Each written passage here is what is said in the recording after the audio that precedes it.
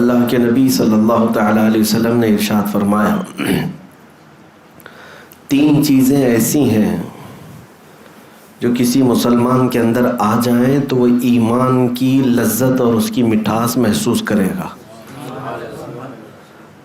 ایمان کی لذت اور ایمان کی چاشنی، ایمان کی مٹھاس، یہ کیا ہے؟ بہت سارے لوگوں کو ایمان کی دولت تو نصیب ہے، آپ مسلمان ہیں، مومن ہیں، لیکن ایمان کی لذت کسے کہتے ہیں؟ ایمان کی چاشنی کیا ہے؟ وہ جس بندے کو مل جاتی ہے تو پھر وہ دنیا میں کسی اور چیز کی طرف نظر بھی نہیں کرتا۔ ظاہر سی بات ہے، جس کو لذت ملتی ہو کسی چیز میں، اس لذت والی چیز کو کوئی چھوڑ کے جاتا بھی نہیں۔ جس کو حضور پاک صلی اللہ تعالیٰ علیہ وسلم سے لگاؤ ہے، کسی کو کسی اور سے لگاؤ ہے، تو یہ تو آپ دیکھتے ہیں جس سے لگاؤ ہے اسی کے پاس رہنا وہ زیادہ پسند کرتا ہے۔ تو یہ لذت آج آپ کو ملی ہے کہ نہیں ملی؟ اب ہم کو یہ محسوس کرنا ہے ہم کس کیٹیگری میں ہیں، ایمان کی لذت ہمیں ملی کہ نہیں ملی اب تک، اور وہ 3 چیزیں کیا ہیں؟ اللہ کے نبی صلی اللہ علیہ وسلم نے ارشاد فرمایا، جس کے اندر بھی یہ 3 باتیں آ گئی وہ ایمان کی مٹھاس پالے گا، ایمان کی لذت اسے مل جائے گی۔ نمبر 1، حضور پاک صلی اللہ تعالیٰ علیہ وسلم فرماتے ہیں، سب سے پہلی چیز یہ ہے کہ دنیا میں وہ سب سے زیادہ اللہ اور اس کے رسول سے محبت کرتا ہو۔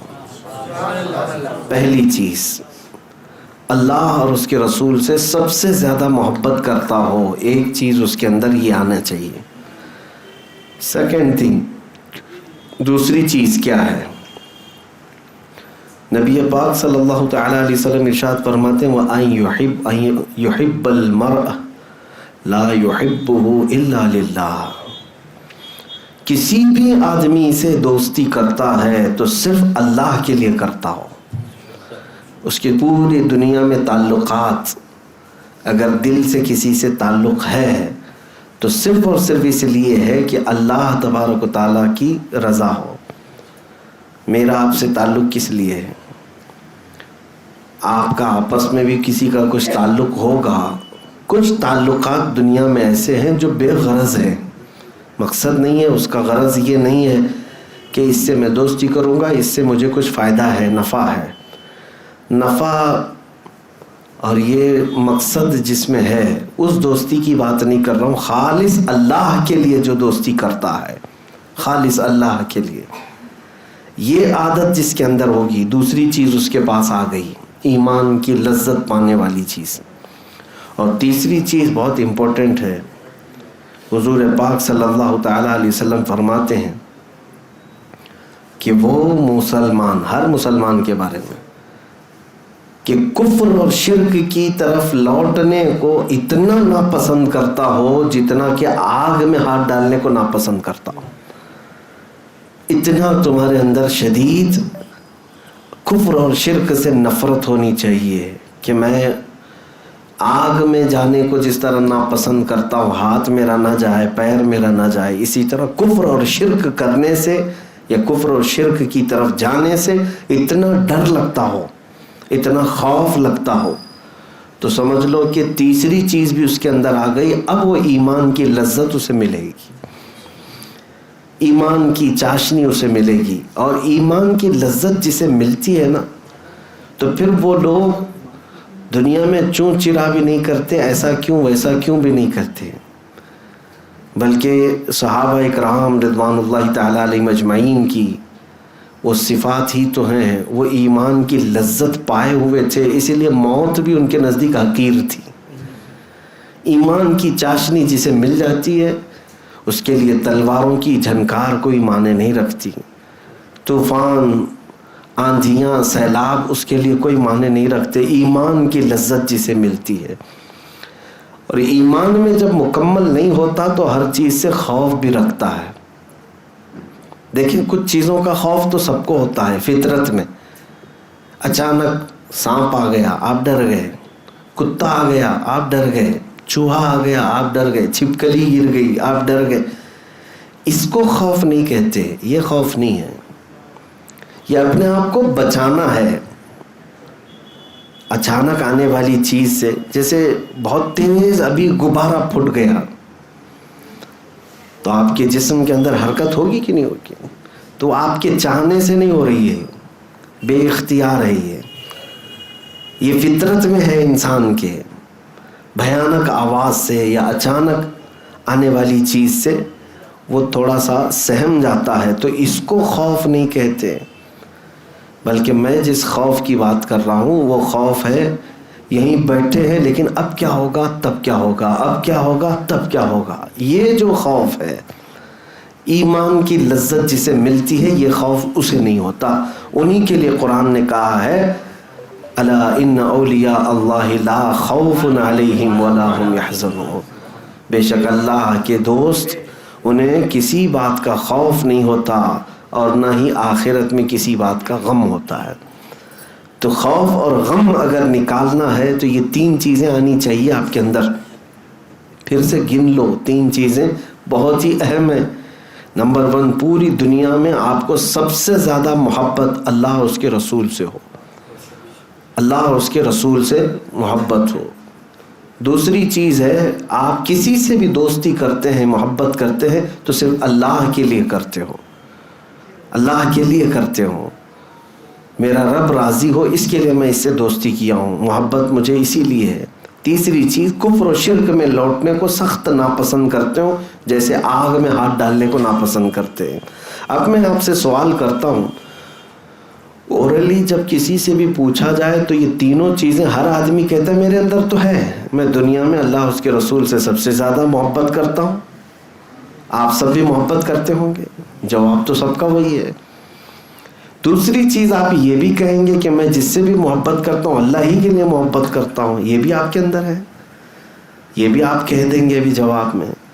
تیسری چیز بھی اگر میں پوچھوں کیا کفر و شرک کی طرف لوٹنا پسند کرتے ہو، آپ کہیں گے ہرگز نہیں، میں سخت ناپسند کرتا ہوں. تینوں چیزیں تو ہیں آپ کے اندر، پھر کیا ایمان کی لذت اور چاشنی ملی کہ نہیں ملی؟ شاید وہ درجے کو نہیں پہنچے، اس کی وجہ میں بتاتا ہوں. زبانی کہہ دینا اور ہے لیکن عمل سے تمہارا ثابت کر کے دکھانا اور ہے. ہاں، بندہ کہتا تو ہے کہ پوری دنیا میں اللہ اور اس کے رسول سے سب سے زیادہ محبت کرتا ہوں. میرے عزیزو، جس سے سب سے زیادہ محبت ہوتی ہے اس کی ہر بات کو تسلیم کیا جاتا ہے. دنیا کے عشق کا حال یہ ہے، دنیا کے مجازی عشق کا حال یہ ہے، لیلا کے گھر کے اطراف بہت سارے لوگ آ کر جمع ہو گئے تھے، میں بھی مجنوں میں بھی مجنوں. تو لیلا کی خادمہ نے کہا کہ کتنے مجنوں پال رکھے ہیں تو نے، وہاں تو بھیڑ ہے باہر. لیلا نے حلوہ پکایا اور خوبصورت اچھی لذت والا حلوہ، کہا کہ جاؤ میرا جو مجنوں ہے اسے حلوہ دے دو. خادمہ باہر لے کر کے آئی، لیلا نے حلوہ بھیجا ہے. مجنوں کون ہے؟ آپ یہ سمجھتے ہوں گے لیلا مجنوں خالی یہ محاورہ ہے، حقیقت میں ایک تاریخی پس منظر ہے، تاریخ میں اس کا وجود ہے، اس کے لیے پیش کر رہا ہوں. لیلا کا نام سلمہ ہے، مجنوں کا نام قیس ہے. تو لیلا نے جب یہ کہا خادمہ سے تو خادمہ آ کر باہر کہتی ہے بہت سارے مجنوں آ گئے، سبوں نے کہا میں مجنوں میں مجنوں، سب حلوہ ہمیں دے دو. اور اس میں ایسا چھینا جھپٹی ہوئی کہ حلوہ سب میں ادھر ادھر ہو گیا. اور اس کے بعد خادمہ آ کر کے پھر سے کہتی ہے کہ سارے لوگ تو اس پر ٹوٹ پڑے، سبوں نے کھا لیا اس کو. پھر لیلا نے کہا ایک چاقو چھری لے کر کے برتن لے کر باہر جاؤ، کہو کہ لیلا نے تمہارے بدن کا ایک ٹکڑا مانگا ہے، جسم کا ایک ٹکڑا مانگا ہے. خادمہ باہر آ کر کے آواز دیتی ہے کہ اب کی بار لیلا نے تمہارے جسم کا ایک ٹکڑا مانگا ہے. سب ادھر ادھر کھجاتے ہوئے نکل گئے. اوریجنل مجنوں جو تھا وہ آگے آیا، جو حلوہ کھایا بھی نہیں تھا وہ آگے آیا اور اس نے کہا کہ لاؤ لیلا نے اگر جسم سے گوشت کا ٹکڑا مانگا ہے تو میں کاٹ کے دیتا ہوں. اس نے چاقو لے کر اپنے جسم کی کئی جگہوں سے گوشت کاٹنا شروع کیا اور سب اس نے رکھ دیا اور کہا کہ لیلا نے یہ نہیں بتایا کہ کس جگہ کا چاہیے. میرے عزیزو، محبت کی یا عشق کی یہ دنیاوی مثال اگر دی جاتی ہے تو میں آپ سے یہ کہنا چاہتا ہوں، حقیقت میں محبت کی مثال پیش کرنا بہت الگ بات ہے اور زبانی طور پر کہہ دینا ایک الگ بات ہے. ویسے مومن اور مسلمان اور ویسے مجنو بہت ہیں، لیکن حلوہ کھانے والے بہت ہیں. کاش اپنی جان لٹانے والے ہوتے تو یقیناً وہ ایمان کی لذت بھی پا چکے ہوتے، ایمان کی لذت پا چکے ہوتے. نبی پاک صلی اللہ تعالیٰ علیہ وسلم نے جب اعلان کیا، صحابہ اکرام وہ حقیقی عشق کے دعوے دار تھے، صرف زبانی نہیں. میں یہ تینوں پوائنٹ میں سے اگر پہلی ہی چیز پر بات کروں تو بہت لمبی گفتگو ہو جائے گی. خالی میں آپ سے ایک ہی چیز کا سوال کرتا ہوں، دنیا میں ہم کیا اللہ اور اس کے رسول سے سب سے زیادہ محبت کرتے ہیں؟ دیکھیں، محبت دو طرح کی ہو جاتی ہے. محبت کرتے ہیں آپ، میں اس کا انکار نہیں کرتا، ہمیں بھی محبت ہے، لیکن محبت کے کچھ تقاضے ہیں. محبت کے کچھ تقاضے ہیں. مثال کے طور پر ایک محبت ہے گھر میں بیٹھ کر کے خالی سوچتے ہوئے محبت کر رہا ہے، دماغی محبت ہے. یہ چاہتا ہے، بہت چاہتا ہے، دل سے بھی چاہتا ہے، لیکن اپنے محبوب کی خواہش کے مطابق بننا نہیں چاہتا. تو اس کے قول اور فعل میں انتر ہے، تضاد ہے. وہ سچا محب نہیں ہے، سچا محبت کرنے والا نہیں ہے. اب محبت کے جو تقاضے ہیں امام احمد بن حنبل سے دیکھو. امام احمد بن حنبل یہ وہ عالم دین ہیں، عاشق رسول، فنا فی الرسول، حضور سے سب سے زیادہ محبت کرنے والے. تبھی تو انہوں نے حضور کی 5 لاکھ حدیثیں یاد کی تھیں. اب جس سے محبت ہوگی اسی کے قول یاد کرے گا نا. ہاں، میں نے بہت سارے بچوں کو دیکھا ہے، چھوٹے چھوٹے سے بچوں کو، ان کو ماں باپ کے یا ٹیچرز کی باتیں یاد نہیں، میری باتیں یاد ہیں، اس لیے کہ مجھ سے محبت کرتے. یا کسی اور عالم سے محبت کرتے ہیں تو ان کے اقوال یاد ہو جاتے ہیں، وہ کیسے کہتے ہیں، وہ کیا بولتے ہیں، ان کے جملے کیا ہیں، یاد ہو جاتے ہیں. انسان جس سے محبت کرتا ہے اس کی باتیں یاد کرتا ہے. ہم میں سے کتنے لوگ جو محبت کا دعویٰ کرتے ہیں رسول پاک سے، حضور کی باتیں کتنی یاد ہیں؟ ہمارا دعویٰ تو ہے ہم سب سے زیادہ محبت کرتے ہیں، تو کیا سب سے زیادہ ہمیں ہماری زندگی میں حضور کی باتیں یاد ہیں یا کسی اور کی باتیں یاد ہیں؟ یہ بھی سوچنے کا مقام ہے. امام احمد بن حنبل وہ ہیں جو 5 لاکھ حضور کی باتیں، حدیثیں یاد رکھتے تھے. کیسا حافظہ تھا، غضب کا حافظہ. ایسے ایک نہیں، کئی محدثین ہیں جو رسول پاک صلی اللہ تعالیٰ علیہ وسلم کی حدیثوں کو اپنے پورے سینے میں محفوظ رکھتے تھے. وہی امام احمد بن حنبل کی ایک مثال میں آپ کے سامنے رکھتا ہوں. تربوز انہیں پسند تھا، کھانا چاہتے تھے، کلنگڑ. اور انہوں نے یہ پڑھا تھا کہ رسول پاک صلی اللہ تعالیٰ علیہ وسلم نے کھایا ہے. اور حضرت احمد بن حنبل رحمۃ اللہ تعالیٰ علیہ اس کو زندگی بھر دیکھتے رہے، کھائے نہیں. عمر کا آخری حصہ آ گیا، کھائے نہیں. شاگردوں نے پوچھا کہ حضور یہ آپ کو پسند ہے؟ کہا پسند ہے، سنت بھی ہے رسول اللہ کی. کہا کیوں کھا نہیں لیتے؟ وہ کہتے ہیں میں وہ حدیث ڈھونڈ رہا ہوں جس میں رسول اللہ نے اس کو کتنے ٹکڑے کر کے کھائے تھے یا کس انداز سے کھائے تھے، وہ میں دیکھنا چاہتا ہوں. یہ محبت کا تقاضا ہے. ایک محبوب اپنے محب میں یا ایک محب اپنے محبوب کی ہر ادا ڈھونڈتا ہے. یہ محبت کا تقاضا ہے. اور کوئی گھر میں بیٹھ کر کے ہی عاشق ہو گیا، گھر میں بیٹھ کر کے ہی محب ہو گیا، یا بڑے بڑے جلسوں میں نعرے لگا کر کے ہی عاشق ہے، تو میرے عزیزو یہ محبت کا تقاضا نہیں. محبت کا تقاضا تو یہ ہے جنید بغدادی رحمۃ اللہ تعالی علیہ کے پڑوس میں ایک عیسائی کوئی رہتا تھا، حکیم تھا وہ حضرت جنید بغدادی رحمۃ اللہ تعالی علیہ کے گھر سے جو نالی نکلتی تھی، اس نالی میں سے پیشاب وغیرہ جو بھی گھر کا ہوتا تھا وہ سب نکل جاتا تھا. اس عیسائی نے دیکھ کر کے خالی، آج بھی تو یورین ٹیسٹ ہوتا ہے نا، بلڈ ٹیسٹ ہوتا ہے، یورین ٹیسٹ ہوتا ہے، تو اس نے دیکھ کر صرف اس زمانے میں لوگوں سے بتایا تھا کہ یہ ایسے شخص کا پیشاب جا رہا ہے جو کسی کی محبت میں اپنا کلیجہ جلا چکا ہے. ہاں، حکیم دوسری مذہب کا، اس نے دیکھ کر محسوس کیا کہ جس کا دل یا جس کا کلیجہ جل چکا ہے یہ اس کا ہے.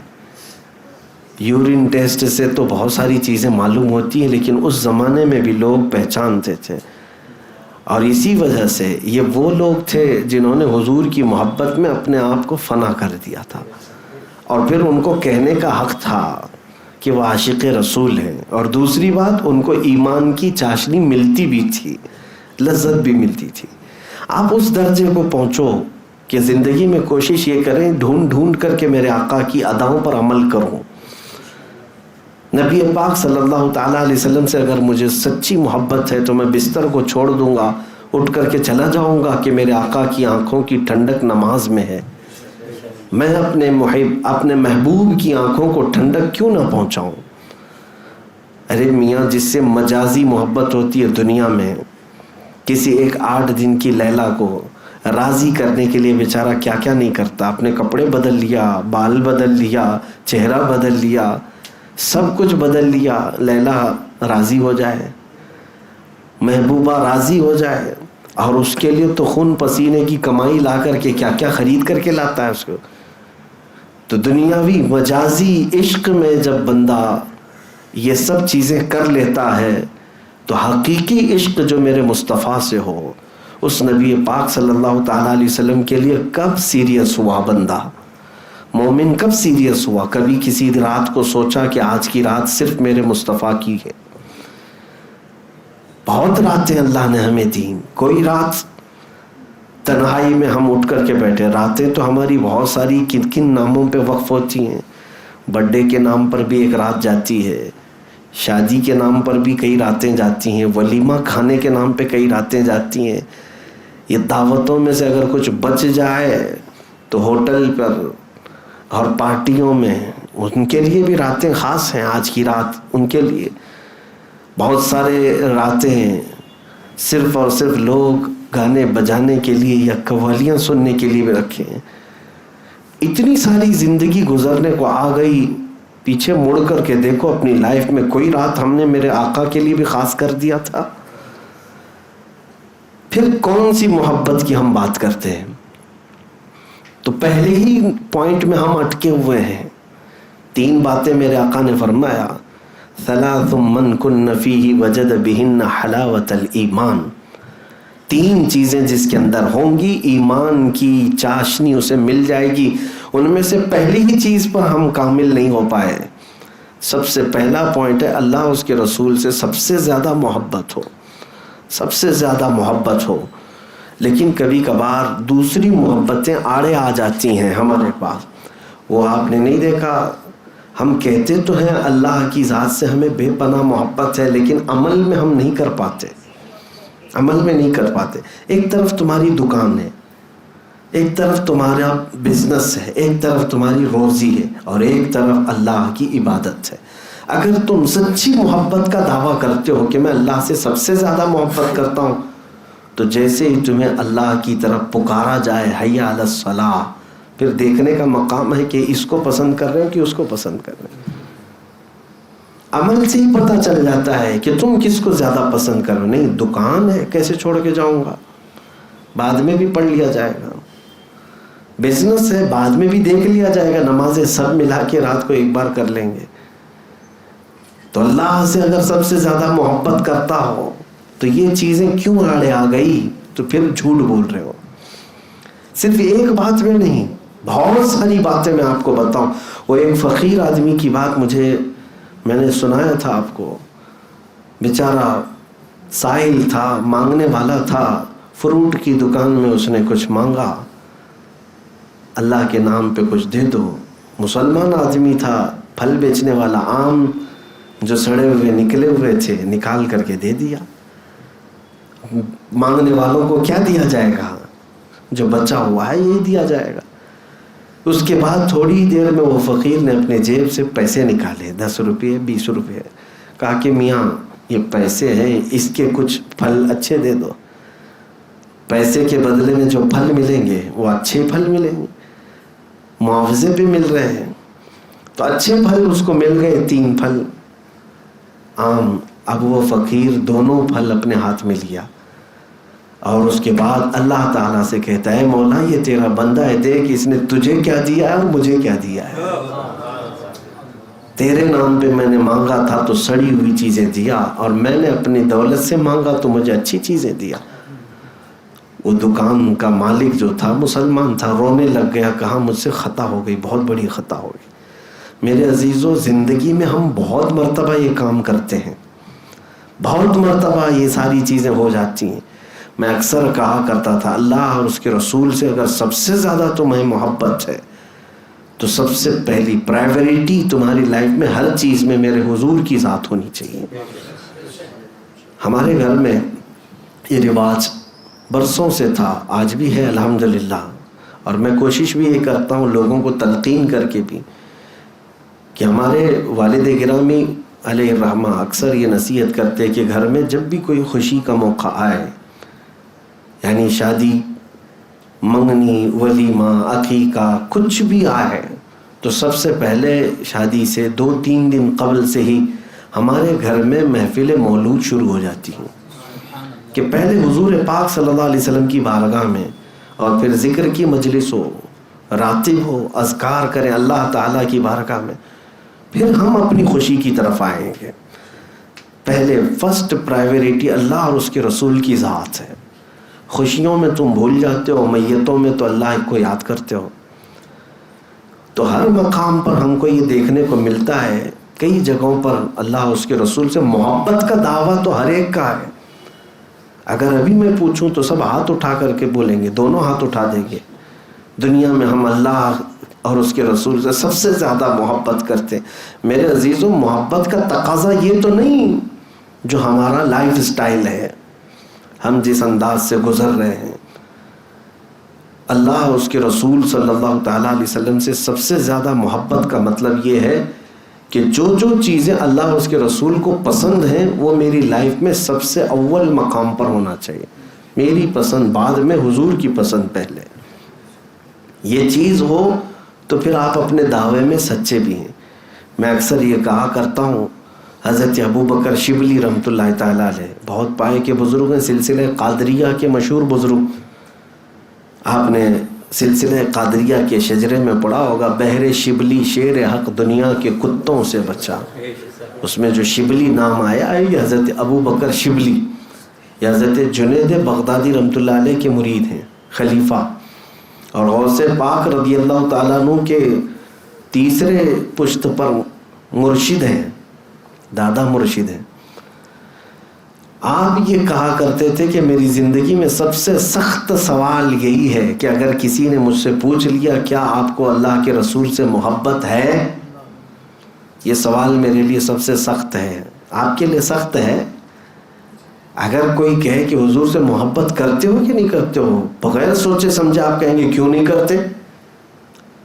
हज़रत अबू बकर शिबली से पूछा गया आपके लिए सवाल सख्त क्यों है? वो कहते हैं अगर इसके जवाब में मैंने ना कह दिया तो ईमान चला गया। अगर सवाल किसी ने किया अल्लाह के रसूल से मोहब्बत है, आपने जवाब में ना कह दिया तो ईमान ही चला गया। और हज़रत अबू बकर शिबली फरमाते हैं और अगर हाँ कहूँ तो मेरा दिल मलामत करता है, तू मोहब्बत का दावा कर रहा है, कहाँ तेरे महबूब के अमाल और कहाँ तेरे। तो कहते हैं इस बीच में मैं कशमकश में रह जाता हूँ, जवाब दूँ तो किस बात का जवाब दूँ, ना भी नहीं कह सकता, और हाँ कहूँ तो झूठा ना पड़ जाऊँ। मेरे अजीज़ों, ये शहादत गहे उल्फत में है कदम रखना, लोग आसान समझते हैं मुसलमान होना। اسی لیے میں یہ پہلے پوائنٹ پر ہی آپ سے آج مخاطب ہوں کہ کوشش یہ کرو کہ ہمارے ہر عمل میں، ابھی تو فی الحال دماغی محبت چل رہی ہے، دل کی محبت چل رہی ہے، یہ بھی ٹھیک ہے، دھیرے دھیرے رفتہ رفتہ ایک وقت ایسا آئے گا کہ پھر آپ کا ہر عضو بھی محبت کرنے لگ جائے گا. آج دل تو محبت کر رہا ہے، اس میں کوئی شک نہیں. اس کی علامت کیا ہے؟ آپ کا دل اللہ سے بھی محبت کر رہا ہے، حضور سے بھی محبت کر رہا ہے. اس کی علامت یہ ہے کہ آپ نبی کے خلاف اور اللہ کے خلاف کچھ بھی سننا پسند نہیں کرتے. حقیقت ہے یا نہیں؟ دل محبت کر رہا ہے، اس لیے تو آپ مخالفت نہیں پسند کرتے. محبوب کے خلاف کوئی ادا، کوئی جملہ بھی پسند نہیں آتا. تو یہ محبت تو آج ہے، دل کی محبت ہے، دماغ کی، ذہن سے محبت ہے. لیکن اب رفتہ رفتہ جو جسم کے ہر عضو کے اندر محبت آنی چاہیے، اس کی کمی ہے. اور وہیں جب یہ سلوک جس کو کہتے ہیں، تصوف کے راستے میں سلوک منزل ہے، جب بندہ اپنے ہر عضو سے یہ ثابت کر دے، ہاتھ اٹھے تو بھی لگنے لگے کہ یہ رسول پاک کی محبت میں ہی کرتا ہے. اٹھنا بیٹھنا چلنا پھرنا کھانا پینا سونا، دھیرے دھیرے زندگی کا لائف سٹائل چینج ہوتا گیا، اپنے محبوب کی طرح ہونے لگ گیا. تو سمجھ لو کہ اب پورا جسم محبت کر رہا ہے، پورا جسم محبت کر رہا ہے، ہر عضو محبت کر رہا ہے. اللہ رب العزت سے جب محبت کرنے والوں کا حال یہ ہے کہ ان کے ٹکڑے بھی کر دیے جائیں تو ہر ٹکڑے سے اللہ کی آواز آتی ہے، اللہ اللہ کی صدا آتی ہے. منصور حلاج کے متعلق ہم نے سنا ہے، ان کو پھانسی دے دی گئی تھی، لیکن اس کے باوجود ان کے کٹے ہوئے جسم کے ہر ٹکڑے سے آواز آتی تھی اللہ تبارک و تعالیٰ کی بزرگی بیان کرنے کی. تو بہرحال زندگی میں ابھی ایمان کی لذت اور ایمان کی چاشنی اگر آپ کو پانا ہے تو سب سے پہلا پوائنٹ یہ ہے، اللہ اور اس کے رسول سے سب سے زیادہ محبت کرو، اور کوئی چیز آڑے نہ آئے بیچ میں کوئی چیز آڑے نہ آئے. وہ بدر کے صحابہ جو شہید ہو گئے، 2 چھوٹے بچے معاذ اور معوذ رضی اللہ تعالیٰ عنہ، پتہ ہے ایک بچے کا اس میں ہاتھ کٹ گیا تھا اور بغل کی چمڑی سے لٹک رہا تھا. اس بچے نے اپنے ہاتھ کو پیر کے نیچے رکھ کر کھینچ کے نکال دیا تھا. کس لیے؟ کہ وہ بائیں ہاتھ میں تلوار لے کر کے لڑ رہا ہے اور یہ ہاتھ لٹک لٹک کر سامنے آتا تھا. تو اس نے یہ ہاتھ کھینچ کر کے نکال دیا اور یہ کہا، میرے اور میرے رب کی رضا کے بیچ میں جو بھی چیز آئے میں نکال دوں گا. جو خلل اندازی پیدا کر رہا ہے، اپنے جسم کے پارٹ کو جو الگ کر دے، یہ وہ لوگ ہیں جو سچی محبت کے دعوے دار ہیں اور انہیں ایمان کی لذت ملی ہے. ہم تو کتنی چیزوں کو اپنے آس پاس بسا کر کے رکھے، ہم خواہشات کے پیچھے چل پڑے، خواہشات کے پیچھے. اور خواہشات کا نام ایمان نہیں ہے. بہت ساری چیزیں ہمیں قربان کرنی ہوگی. دنیا ہمیشہ کی نہیں، آپ سب کو پتہ ہے، سب کو پتہ ہے. اگر تم اپنے خواہشات کے پیچھے چلو گے، چند گناہوں کی لذت کے بعد واپس تو مر کر کے اللہ کی بارگاہ میں پہنچنا ہی ہے. تو کیوں ہم یہ فانی دنیا کی لذت حاصل کرنے کے لیے ہمیشہ کی جنت کو قربان کر رہے ہیں؟ جہاں ہمیشہ ہمیشہ رہنا ہے اس زندگی کو آپ مد نظر رکھیں. تھوڑی تکلیفیں ہوں گی دنیا میں، ہو سکتا ہے تم جو چاہ رہے ہو آج اس کو قتل کر دیا، تم نے اس خواہش کو مار دیا، تھوڑے دن تک بے قراری رہے گی، بے چینی رہے گی. ارے ساری دنیا کر رہی ہے، میں کیوں نہ کروں؟ نشہ وہ بھی کر رہا ہے، ہاں نشہ، تاش کے پتے، جوا، یہ سب تو حرام کاریوں سے وہ بھی تو آگے بڑھ رہا ہے، میں کیوں نہ کروں؟ اسلام نے سود سے روک دیا ہے، فلاں تو سود اور بڈی میں تو کروڑ پتی بن گیا، میں بھی تھوڑا حاصل کر لیتا، کیا ہو جاتا؟ یہ خواہشات تو دوسروں کو دیکھ دیکھ کر بار بار آتی رہیں گی، بار بار ہوتی رہیں گی. اور ہر خواہش کو جب جب تم مار دو گے اللہ کے لیے، پھر یہی وہ منزل ہے جب تمہیں ایمان کی لذت مل جائے گی. کسی دن بہک گئے اللہ کو چھوڑ دیا اور اپنی خواہش کے پیچھے چل پڑے. لوگ یہ اب نوجوانوں کے لیے بڑا چیلنج ہوتا ہے, بہت چیلنج. گناہ ہر گھڑی دعوت دیتے رہتے ہیں, اپنی طرف بلاتے رہتے ہیں, ہر قدم پر تمہیں استقبال کر کے بلاتے ہیں گناہ دنیا میں, اور تمہیں اس کی لذتیں بھی بتاتے ہیں. لیکن تمہیں ابھی ایمان کی لذت اگر مل جائے ایک بار تو یہ سارے گناہوں کی لذت ہیچ ہے, کچھ بھی نہیں ہے. میں آپ کو بتاؤں, دنیا میں اگر سب سے بڑا مالدار جو ساری خوشیاں حاصل کر چکا ہوگا, کوئی چیز باقی نہ رہے. آج کے دور میں جس کو کہیں آپ کہ اس کو بادشاہت مل گئی اور سونے کا مکان بنا لیا, سونے کی کرسی میں رہ لیا, سب کچھ اسے مل گیا, اتنے عیش سے دنیا میں رہا, تو یہ کتنے برابر ہو جائے گا پتہ ہے آپ کو؟ قیامت کے دن ایک بندہ جنت میں سے صرف اس کو ہوا سونگھا کر کے لایا جائے گا, صرف وہاں کی خوشبو اور ہوا میں گزار کر کے لایا جائے گا, اور پھر بتایا جائے گا کہ یہ جو بندہ ابھی لذت حاصل کیا ہے, یہ دنیا میں اس نے جو لذتیں پوری حاصل کر کے آیا تھا, یہ اس کے مقام تک بھی نہیں پہنچ پائے گا. اب سمجھ جاؤ آپ کی جنت کی لذت کیا ہے. صرف خوشبو سونگھ کر کے آنے والا اور ہوا میں اڑ کر کے آنے والا, وہ دنیا کے بڑے سے بڑے ارب پتی کھرب پتی سے بھی بڑھ کر کے لذت حاصل کر چکا ہوگا, تو پھر دنیا کی لذت کوئی معنی ہی نہیں رکھتی. کتنا حاصل کرو گے, کتنا دوڑو گے, کتنا بھاگو گے. ہاں, ہر کوئی یہاں پر ریچسٹ نہیں بن سکتا, ہر کوئی بادشاہ نہیں بن سکتا, یہ سب کو پتہ ہے. لیکن دوڑتے دوڑتے تھک کر کے کہیں مر جاتے ہیں, دوڑتے رہتے ہیں, اور اس دوڑ میں وہ اللہ اس کے رسول کو کب کے پیچھے چھوڑ چکے ہوتے ہیں. لیکن ہم نے دیکھا ہے جو اللہ اس کے رسول کی طرف دوڑتے ہیں وہ کبھی تھکتے بھی نہیں, وہ بڑھتے چلے جاتے ہیں. اور اگر اس راستے میں ان کا انتقال بھی ہو جاتا ہے تو ہمیشہ کے لیے ان کا نام زندہ رکھ دیا جاتا ہے. آپ کو پتہ ہے دنیا کا ایک بادشاہ جس کو سکندر کہا گیا, سکندر اعظم, اور دارا نام سنا ہوگا آپ نے, شیخ سعدی رحمۃ اللہ علیہ نے دارا سکندر کا نام اپنی حکایتوں میں نقل فرمایا. پون دنیا پر اس نے حکومت کر لی تھی, تقریباً پونی دنیا حاصل کر لیا تھا. ہر جگہ وہ ہر ملک قبضہ کیا, ہر خزانہ اس کے پاس, پونی دنیا. لیکن موت آئی, موت سے پہلے اس نے وصیت یہ کیا تھا کہ مجھے دفن کرنا تو میرے دونوں ہاتھ قبر کے باہر ہی رکھنا, ہاتھوں کو دفن نہیں کرنا. اس کے غلاموں نے پوچھا تھا کہ ایسا کیوں, کسی کو دفن کریں تو پوری قبر میں دفن کرتے.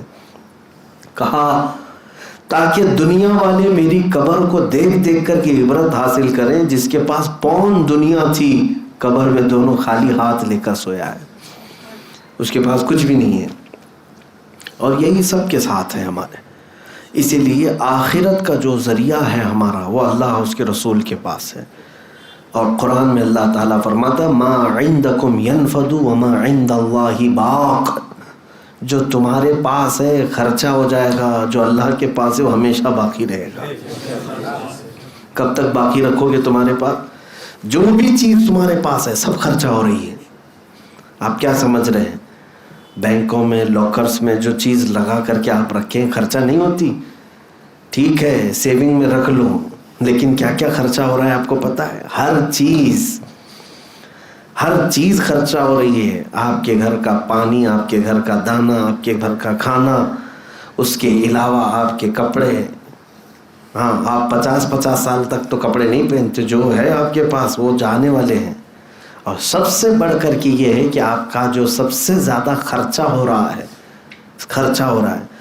پیسے بھی جمع کر کے رکھ لیے, پراپرٹی بھی کسی کو نہیں بیچ رہے, سب جمع کر کے رکھ رہے ہیں. لیکن قرآن کے مطابق ایک چیز خرچہ ہو رہی ہے, وہ ہے تمہارے زندگی کے دن. وہ تو خرچہ ہو کے رہیں گے, اس کو کیسے روکو گے؟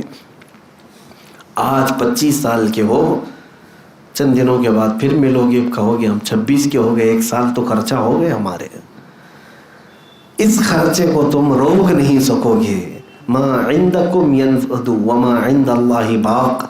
اللہ فرماتا جو تمہارے پاس ہے یہ سب خرچہ ہو جائے گا، اور جو اللہ کے پاس ہے وہ ہمیشہ باقی رہے گا. اس کے لیے زندگی میں اللہ اور اس کے رسول سے سب سے زیادہ محبت کرو، اور وہیں بھیجنے کے لیے کچھ تیاریاں آج ہی کر لو. آج ہی بھیج دو وہاں پر کچھ چیزیں جو باقی رہیں گی، اور تاکہ ہم قبر میں جائیں اور حشر میں جائیں تو سکون سے رہ سکیں. ویسے مجھے بتاؤ اس دنیا نے کیا سکون دیا، کیا سکون دیا؟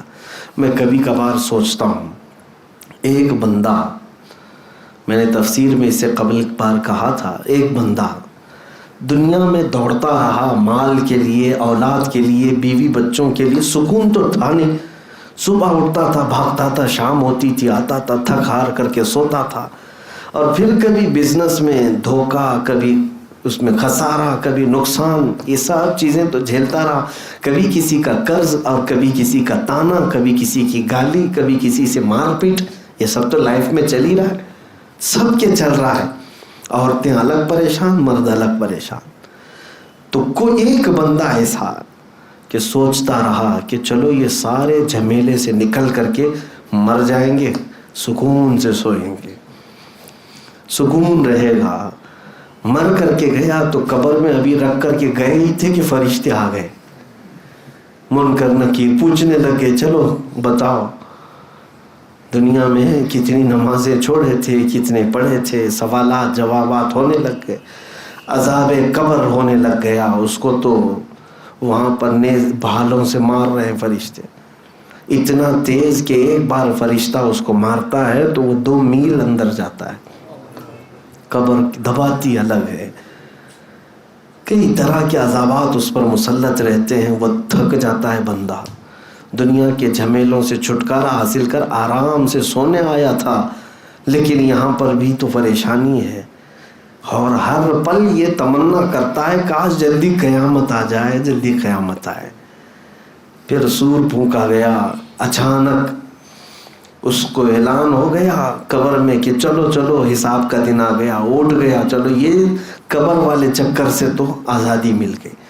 جیسے ہی میدان قیامت میں پہنچا، پتہ چلا کہ یہاں ہر چیز کا حساب دینا ہے، اور یہ دن بھی 50,000 سال کے برابر کا ہے. یہاں تو سورج کو قریب کر دیا گیا، بھیجے پک پک کر کے کانوں سے ابل رہے ہیں، پسینوں میں لوگ تربتر ہے.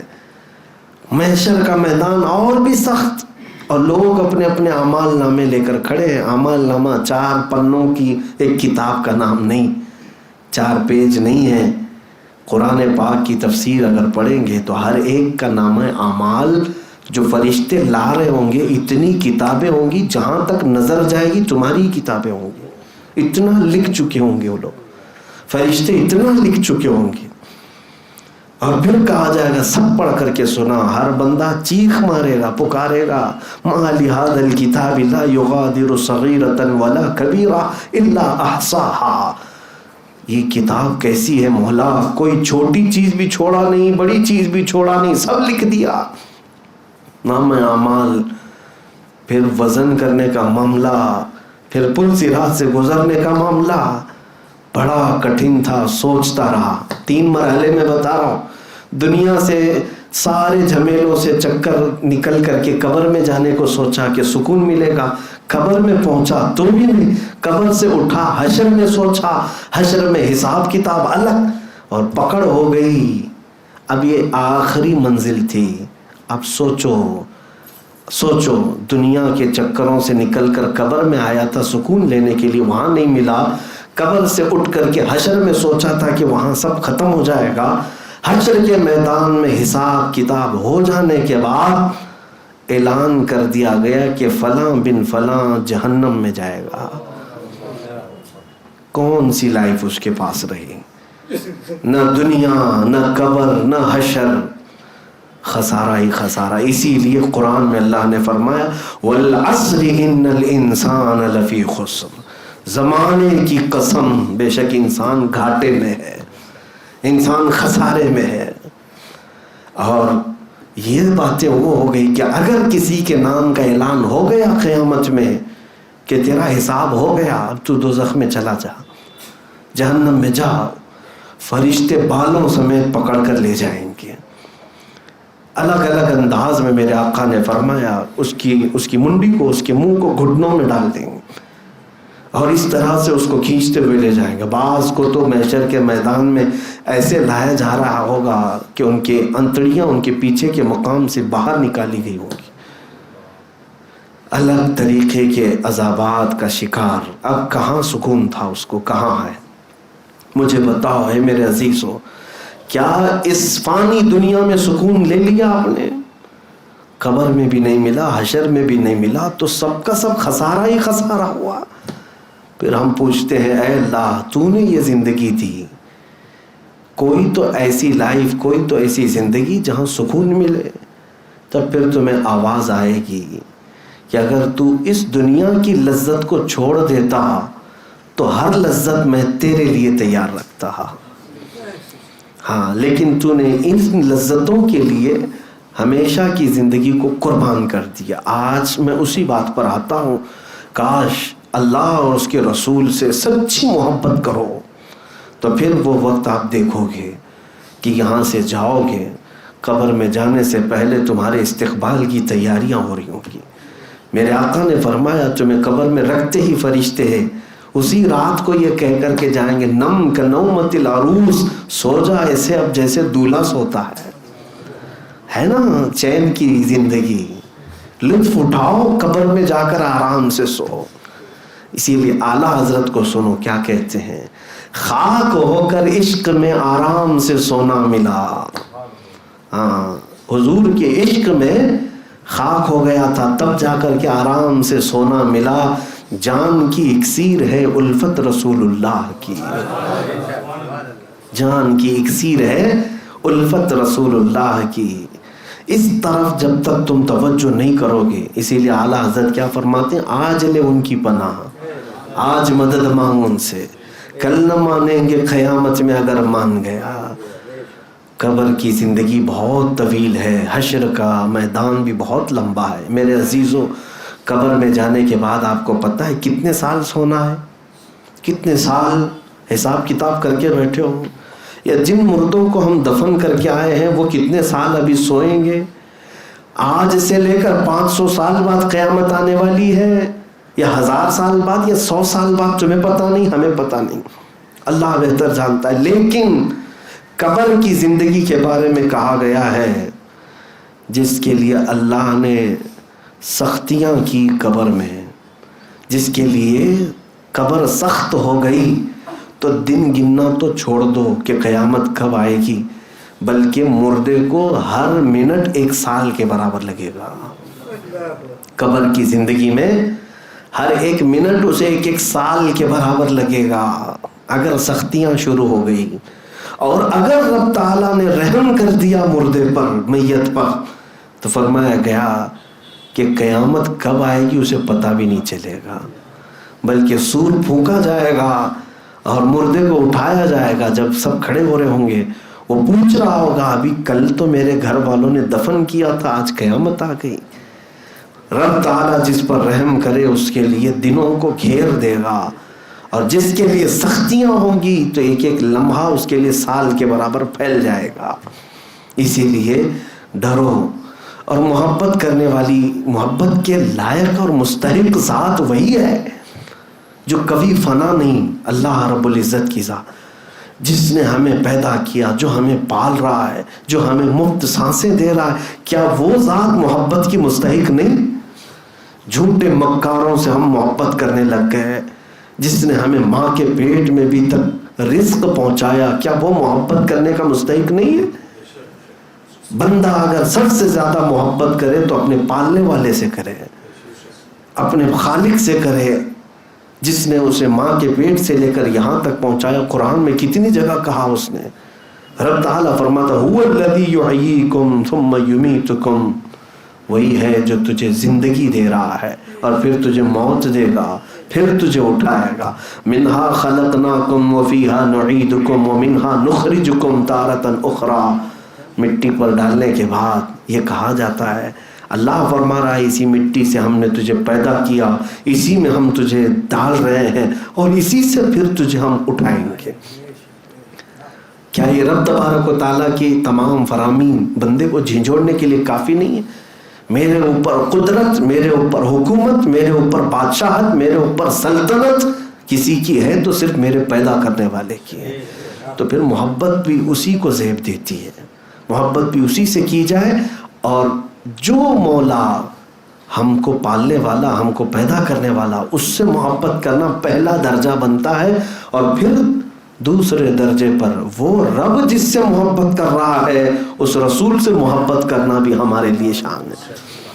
یہ مومن کی شان ہے۔ میں 3 باتیں تھی پوری نہیں کر سکا، اس میں پہلا ہی نقطہ ہے دنیا میں سب سے زیادہ کس سے محبت ہو؟ اللہ اور اس کے رسول سے۔ ثلاث من کن فیہ وجد بہن حلاوت الایمان، میرے آقا صلی اللہ علیہ وسلم کی حدیث ہے 3 چیزیں جس کے اندر آ گئی وہ ایمان کی لذت پا لے گا، ایمان کی چاشنی پا لے گا۔ کاش ہماری زندگیوں میں وہ وقت آئے کہ جب دنیا و ما فیہا سے ہم بے نیاز ہو جائیں، دنیا کے تانے، دنیا کی تکلیفیں ہمیں پریشان نہ کر سکیں، ہمیں ایمان کی چاشنی اور ایمان کی لذت اللہ عطا کرے۔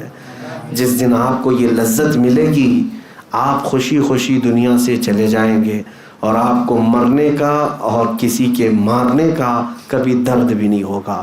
ایمان کی لذت بہت اعلیٰ چیز ہے، بہت اعلیٰ چیز ہے۔ اس کو میں آپ کو ایک مثال سے بتا کر ختم کرتا ہوں۔